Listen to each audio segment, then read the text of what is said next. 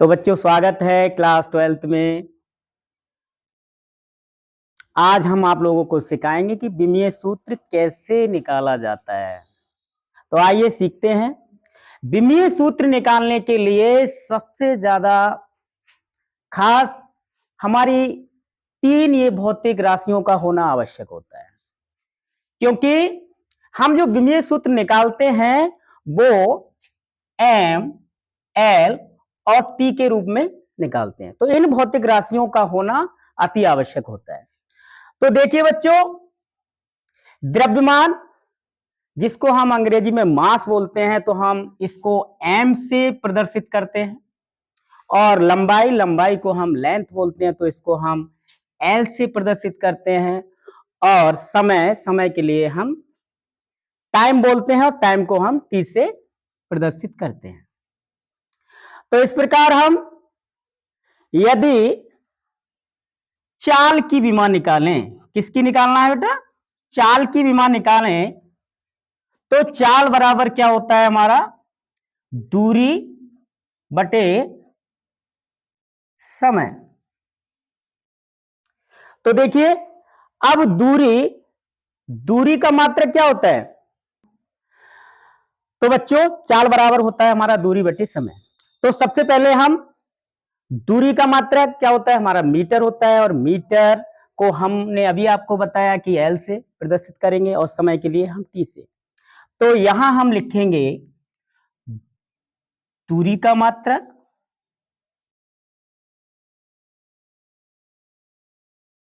बटे समय का मात्रक।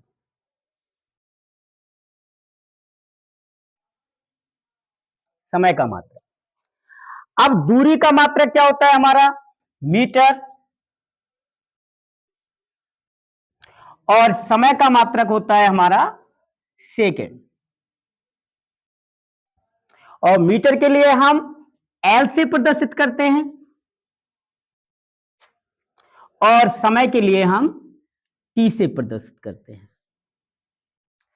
अब हम किसी भी चीज को ऊपर लेके जाएंगे, यानी कि हमको ये हमारा हो गया एल, और अगर हम टी को ऊपर लेके जाएंगे तो उनका चिन्ह परिवर्तित हो जाता है।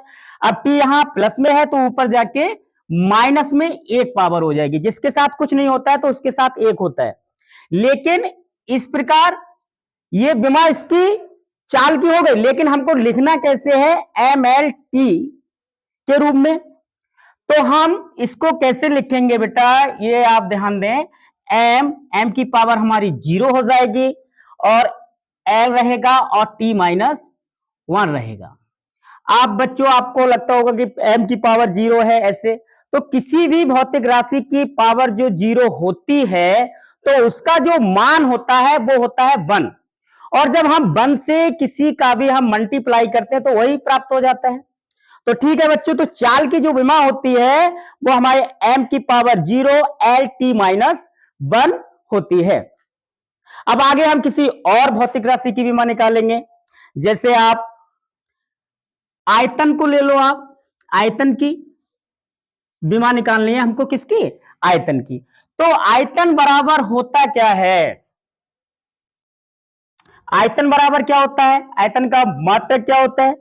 तो आयतन बराबर हो जाएगा आपका लंबाई गुणा चौड़ाई गुणा ऊंचाई।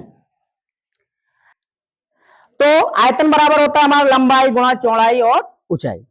अब देखिए, लंबाई की भी विमा बच्चों होती है एल, क्योंकि इसका भी मात्रक मीटर होता है, गुणा चौड़ाई का भी मात्रक मीटर होता है, तो इसकी भी विमा क्या हो जाएगी? हमारी एल हो जाएगी, गुणा और ऊंचाई का भी मात्रक मीटर होता है, तो इसकी भी विमा हमारी क्या हो जाएगी?